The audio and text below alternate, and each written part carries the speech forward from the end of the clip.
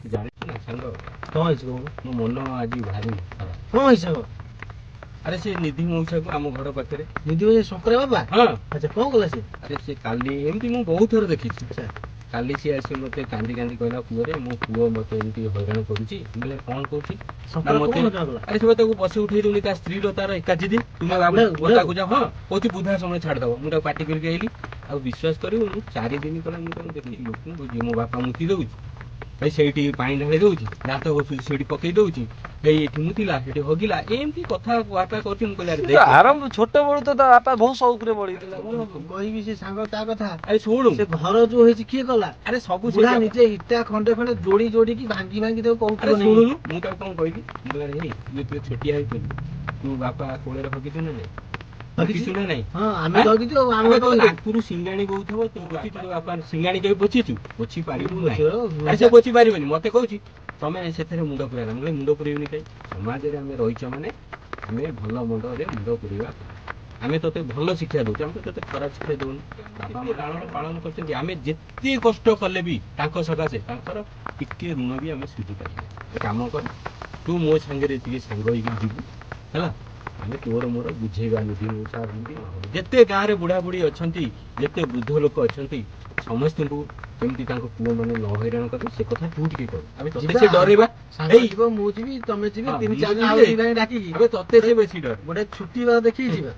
ଯୋଉଟା ଆମ ଅଫିସ ପାଇଁ ଛୁଟି ପ୍ରୋବ୍ଲେମ ହଉଛି।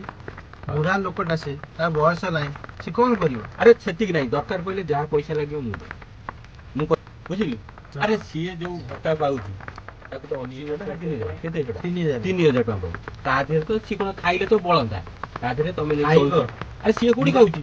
ଏଇ 2-3 ଦିନ ଭତ୍ତା ଟାଇମ ହେଲା, ମୁଁ ଦେଖି ସକାଳୁ ଉଠି ତା ପୁଅ ପା ଆସିଥିଲା ତା ସାଙ୍ଗରେ, ଗାଧେଇ ପାଧେଇ ଚିକଣ କରି ପିନ୍ଧେଇ ପାନି ନିଆଉଛନ୍ତି।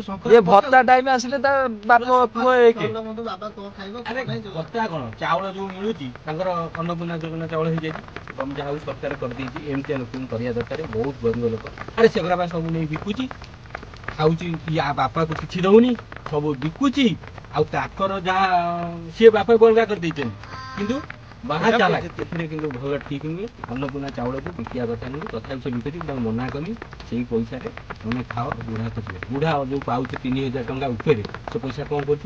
ଆରେ ନାଇଁ ସାଙ୍ଗ, ଇଏ ଭତ୍ତା ଯୋଉ ଦିନ ମିଳିବାର ଥିବ 2 ଦିନ ପୂର୍ବରୁ ବାପ ପୁଅ ପୁରା ବାପ ଯଦି ପୁଅ ଯଦି ବାପକୁ ପୁରା କୋଟିନିଧି କରିଦଉଛି, ଯେମିତି ଭାଇ ଭତ୍ତା ପଇସା ଯେମିତି ଆକାଉଣ୍ଟରୁ ପଳେଇ ଆଉଛି, ଭାଇ ବିଶ୍ୱାସ କରନି। ଆଉ ପୁଅ ଗୋଟେ ଜାଗାରେ, ବାପ ଗୋଟେ ଜାଗାରେ, ବାପକୁ କେତେବେଳେ ଗୋଇଠା ମାରୁଛି, ପୁଅ ଯାଇକି କହନି ସାଙ୍ଗ,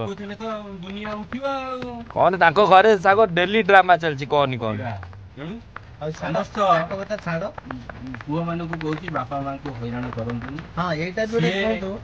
ଆମେ ଭିଡିଓଟା କରିବାର କାରଣଟା ଏଇଆ ଯେ ये जगह हम बहुत जगह देखिले आज्ञा, आम घर पाखापाखि भी देखिली, बहुत जगह देखिल। से भिडियोटा कर आपण मानू कि दया करके आपण मान बापा माँ को आग पखाण सी रोजगार करंतु न करंतु, भत्ता पातु न पातु,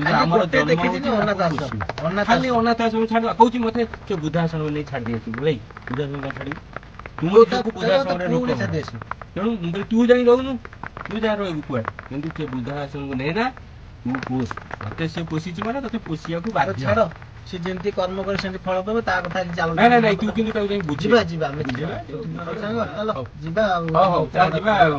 भोक नहीं प्रबल।